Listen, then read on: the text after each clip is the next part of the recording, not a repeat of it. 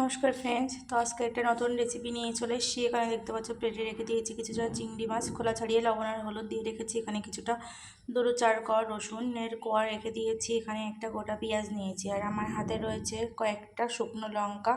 তো কড়াইয়ে আমি সর্ষের তেল গরম দিয়ে দিয়েছি।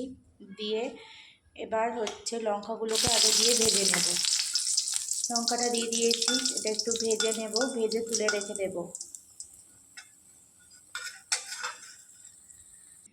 এই যে লঙ্কাগুলো ভেজে নামিয়ে রেখে দিয়েছি। এবার কড়াই তেলের মধ্যে এখানে দিয়ে দেব পেঁয়াজ আর রসুন কোচানোগুলো দিয়ে দেবো।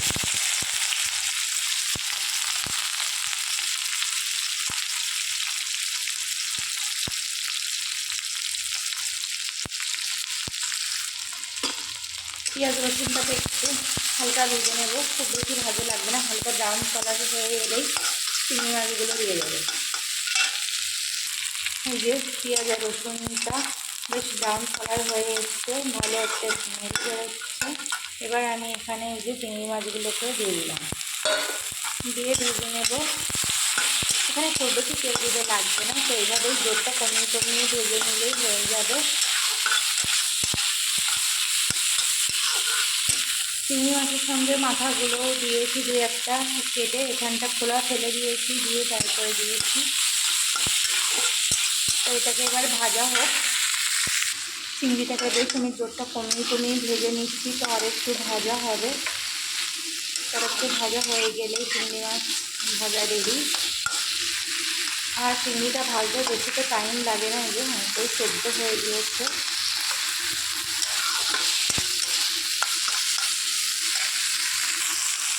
এটার মধ্যে আমি আরও একটা পেঁয়াজ দিলাম। তো পেঁয়াজটা দিয়েছি কারণ খুব বেশি ভাজাও হবে না, আর কাঁচা গন্ধটা যেন চলে যায়, ওই কারণে এখন দিয়েছি। দিয়ে ভালো করে মিষ্টি গ্যাসের ফ্লেমটাকে বাড়িয়ে দিলাম। দিয়ে বেশ ভালো করে নেড়ে চেড়ে নেবো, নিয়ে আরেকটু ভাজা মতো করেই নামিয়ে নেব।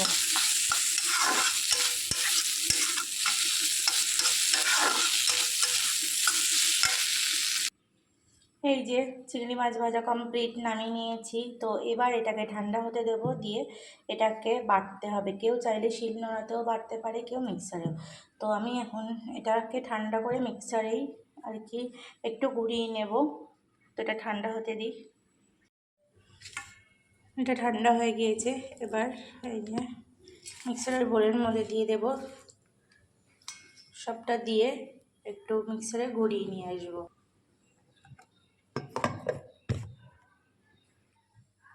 এই যে ঘোরানো কমপ্লিট। জাস্ট 2 থেকে 3 বার একটুখানি হালকা করে গ্যাপ দিয়ে দিয়ে ঘোরাতে হবে। তো এটাকে এবার আমি নামিয়ে নেব। এই যে এটা পুরো প্লেটে নামিয়ে নিয়েছি। সামান্য একটু নুনে কম ছিল, দিলাম।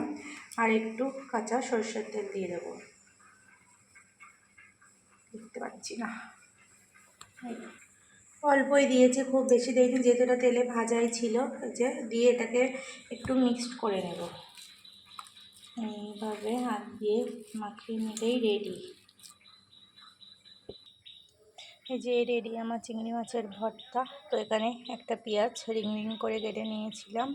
তো এই যে একটুখানি ব্যাস হয়ে গেল। গরম গরমা গরম ভাতের সঙ্গে এই রেসিপিটা জাস্ট ওয়াও, জমে যাবে। তো কেমন হয়েছে অবশ্যই সবাই কমেন্ট করে জানিও আমার এই চিংড়ি মাছের ভর্তা রেসিপিটা। তোমরা কারা কারা পছন্দ করো অবশ্যই জানিও কিন্তু।